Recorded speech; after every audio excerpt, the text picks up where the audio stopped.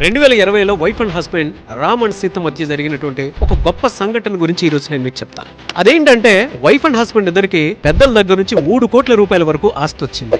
ఆ 3 కోట్ల రూపాయల ఆస్తి నుంచి కారు కొనాలా, బంగారం కొనాలా అంటూ రకరకాల డిస్కషన్స్ చేశారు. డిస్కషన్స్ తర్వాత ఇద్దరు ఫైనల్ గా ఒక కన్క్లూషన్ కి వచ్చారు. 1.5 కోటి హస్బెండ్ తీసుకునేటట్లు, 1.5 కోటి వైఫ్ తీసుకునేటట్లు.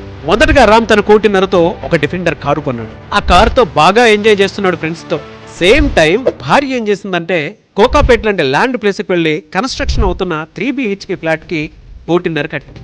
సో ఇలా రోజులు నెలలు సమయం గడిచి 2025 వరకు వచ్చాయి. ఈ రోజు రామ్ కొన్న కారు డిప్రిసియేషన్ అయ్యి దాని వాల్యూ 60 లక్షలకు పడిపోయింది. అప్పుడు కోకాపేటలో సీత కొన్న ఇల్లు ఈ రోజు అప్రిసియేషన్ తో 6 కోట్లైంది.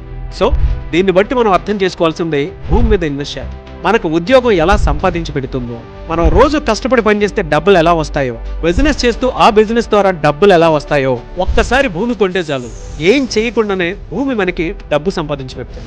సో భూమి మీద ఇన్వెస్ట్ చేద్దాం. ఇలా మీరు భూమి మీద ఇన్వెస్ట్ చేసి, విల్లా మీద ఇన్వెస్ట్ చేసి, ఫ్లాట్ మీద ఇన్వెస్ట్ చేసి సక్సెస్ అయ్యారా? వీళ్ళ స్టోరీ లాగా మీ స్టోరీ కూడా ఉందా? అయితే వెంటనే సుమన్ టీవీని సంప్రదించండి. మీ ఇంటర్వ్యూ తీసుకోవడానికి నేను రెడీగా ఉన్నాను. ఇంకొంతమందిని ఇన్స్పైర్ చేద్దాం. వివరాలకి క్రింద స్క్రోల్ అవుతున్న నెంబర్కి సంప్రదించండి.